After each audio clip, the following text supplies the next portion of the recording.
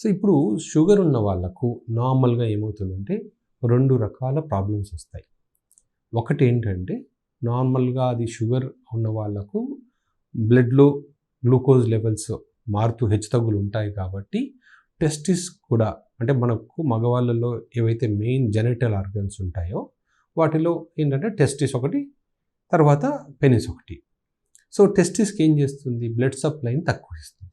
So blood supply తక్కువైనప్పుడు ఆటోమేటిక్గా testis function తగ్గిపోతుంది. దానివల్ల స్పెర్మ్ కణాల సంఖ్య తగ్గిపోతుంది. అలాగే టెస్టోస్టిరాన్ హార్మోన్ ఉత్పత్తి కూడా తగ్గిపోతుంది.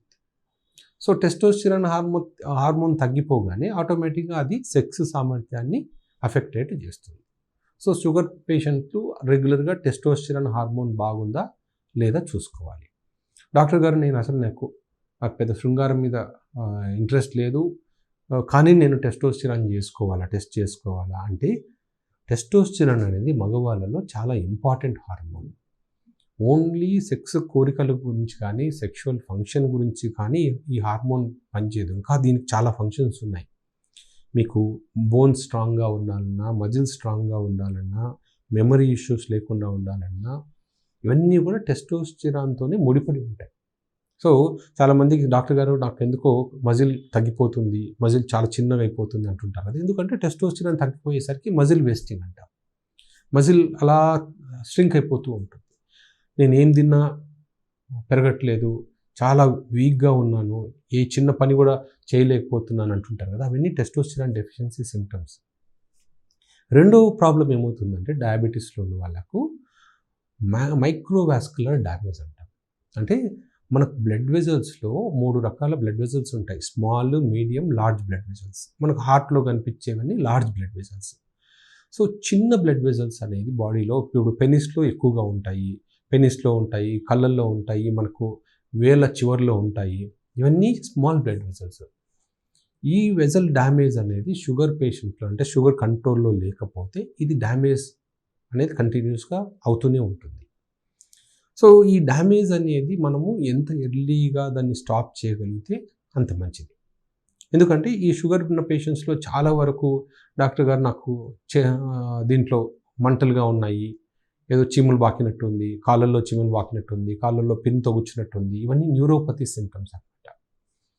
అవి కూడా ఆ నర్వ్ డ్యామేజ్ వల్ల వస్తుంది, వాస్కులర్ డ్యామేజ్ వల్ల వస్తుంది. సో అందుకని ఏమవుతుంది, ఆ బ్లడ్ వెజల్స్ డ్యామేజ్ అవడం వల్ల ఏదన్నా గాయం అయినా కూడా వాళ్ళకు గాయం అంత త్వరగా హీల్ అవ్వదు. ఎందుకంటే అక్కడ రక్త సరఫరా ఉండదు, రక్త సరఫరా లేడం వల్ల ఆక్సిజన్ అందదు. ఈ రెండు లేకపోతే గాయం ఎలా హీల్ అవుతుంది? సో అందుకని షుగర్ పేషెంట్స్కి బ్లడ్ వెజల్ డ్యామేజ్ అనేది చాలా ఇంపార్టెంట్. అది దాన్ని వాళ్ళు కాపాడుకోవాలి. సో ఇప్పుడు మనకు బాడీలో శృంగారానికి కావాల్సింది ఏంటి? అంగస్తంభన. అంగస్తంభనకు కావాలంటే ఏంటి? అంగంలో బ్లడ్ సప్లై చాలా బాగుండాలి. ఎంత బాగా బ్లడ్ సప్లై అయితే అంత అంగం అంత హార్డ్ అవుతుంది. సో ఇప్పుడు బ్లడ్ సప్లై తగ్గిపోయింది అనుకోండి, ఆర్ బ్లడ్ వెజల్స్ డ్యామేజ్ అయిపోయాయి అనుకోండి, స్లోగా మనకు అంగం వీక్ అయిపోతుంది.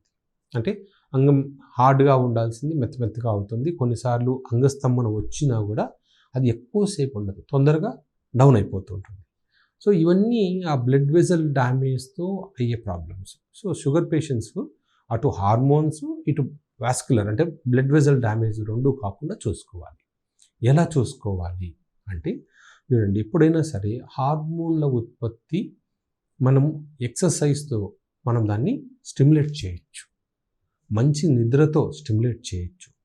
సో ఇప్పుడు షుగర్ ఉన్న పేషెంట్స్ని రెగ్యులర్గా ఎక్సర్సైజ్ చేయమంటాం కదా. ఎందుకు ఎక్సర్సైజ్ చేయమంటామంటే ఆల్రెడీ షుగర్ వల్ల ఏదైతే నెగిటివ్ ఎఫెక్ట్స్ ఉంటాయో బాడీ మీద, అవి రెగ్యులర్గా వాకింగ్ చేయడం వల్ల అవి రివర్స్ చేసే ఛాన్స్ ఉంటుంది. సో ఎలాంటి ఎక్సర్సైజ్ చేయాలి అంటే షుగర్ ఉన్న పేషెంట్స్ సివియర్ పోయి ఏదో జిమ్లో జాయిన్ అయిపోయి కండలు పెంచే ఎక్సర్సైజ్ చేయనవసరం లేదు. బేసిక్ కార్డియో ఎక్సర్సైజెస్ చాలు. అంటే బ్రిస్క్ వాకింగ్ కానీ, స్విమ్మింగ్ కానీ, జాగింగ్ కానీ, లేకపోతే థ్రెడ్మిల్. సో ఇలాంటి బేసిక్ ఎక్సర్సైజెస్ మాత్రమే మనం చేయాలని చెప్తాం. ఎందుకంటే దానివల్ల మనకు హార్మోన్ ప్రొడక్షన్ ఉత్పత్తి అవుతుంది, అటు బోన్స్ కానీ మజిల్స్ కానీ వీక్ అవ్వకుండా ఉంటాయి. తర్వాత కొన్ని రకాల మందులు రెగ్యులర్గా తీసుకోవాల్సి ఉంటుంది. అంటే ఈ బ్లడ్ వెజల్ డ్యామేజ్కి సంబంధించి మనకు ప్రొటెక్టివ్ థింగ్ ఏంటంటే ఎల్ఆర్జిన్ అని ఉంటుంది. ఎల్ఆర్జిన్ అనే పౌడర్ చాలా ఈజీగా దొరుకుతుంది. ఆ ఎల్ఆర్జిన్ పౌడర్ కానీ టాబ్లెట్స్ కానీ సిరప్ ఫామ్లో ఉంటుంది. అది వాటర్లో వేసుకొని తాగితే సరిపోతుంది. అదేం చేస్తుంది, మన బ్లడ్లో కావాల్సిన నైట్రిక్ ఆక్సైడ్, ఇప్పుడు నార్మల్గా షుగర్ పేషెంట్స్లో ఏమవుతుందంటే ఈ నైట్రిక్ ఆక్సైడ్ అనేది తగ్గిపోతుంది కాబట్టి మనకు రక్తనాళాల్లో శృంగారానికి అంటే ఎరెక్షన్కి కావలసిన కెమికల్ రియాక్షన్స్ని ఆపేస్తుంది. ఎందుకు? నైట్రిక్ ఆక్సైడ్ డెఫిషియన్సీ ఉండడం వల్ల. ఈ నైట్రిక్ ఆక్సైడ్ రిచ్ ఫుడ్స్ కానీ నైట్రిక్ ఆక్సైడ్ పౌడర్ రూపంలో అంటే సప్లిమెంట్ రూపంలో కానీ తీసుకుంటే అప్పుడు ఏమవుతుందంటే మళ్ళీ నైట్రిక్ ఆక్సైడ్ జనరేట్ అయిపోయి ఎరెక్షన్స్ ఎక్కువ వచ్చేట్లు చేస్తుంది. మూడోది షుగర్ అనేది ఎప్పుడు కూడా కాన్స్టెంట్గా మెయింటైన్ చేసుకోవాలి.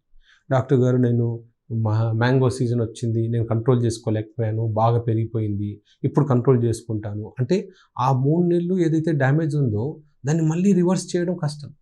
సో అందుకని అది అసలు ఆ డ్యామేజ్ అవ్వకుండా చూసుకోవాలి. సో డైటీషియన్ ఏవైతే చెప్తారో వాటిని వీలైనంత వరకు కాపాడుకోవాలి, అంటే ప్రాక్టీస్ చేయాలి. అలాగే మీరు షుగర్ డాక్టర్స్ ఏవైతే మెడిసిన్స్ ఇచ్చారో వాటిని క్రమం తప్పకుండా వాడాలి. డాక్టర్ గారు నేను ఆఫీస్లో బిజీగా ఉంటుంది, నేను షుగర్ సరిగా కంట్రోల్ చేసుకోలేకపోతున్నాను, నేను రైస్ ఎక్కువ తింటున్నాను అంటే సరిపోదు. కంపల్సరీ షుగర్ ఉన్న వాళ్ళు షుగర్ని కంపల్సరీ HbA1cని రెగ్యులర్గా మానిటర్ చేసుకుంటూ వాటిని మెయింటైన్ చేసుకుంటే శృంగార పరంగా కూడా ఎటువంటి ప్రాబ్లమ్స్ రావు. ఎరెక్టైల్ డిస్ఫంక్షన్ వచ్చే ప్రాబ్లమ్ని మనము ప్రొలాంగ్ చేయగలుగుతాం, అంటే డిలే చేయగలుగుతాం. సో ఇవి మనం షుగర్ పేషెంట్స్ తీసుకోవాల్సిన జాగ్రత్తలు. ముఖ్యంగా గుర్తుపెట్టుకోండి, షుగర్ కంట్రోల్ ఉండాలి. రెండోది మందులు రెగ్యులర్గా వాడుకోవాలి. అలాగే ఎక్సర్సైజ్ రెగ్యులర్గా చేయాలి. అండ్ వీలైనంత వరకు షుగర్ పేషెంట్స్ ఆల్కహాల్ స్మోకింగ్కి చాలా దూరంగా ఉంటే అంత మంచిది శృంగార పరంగా.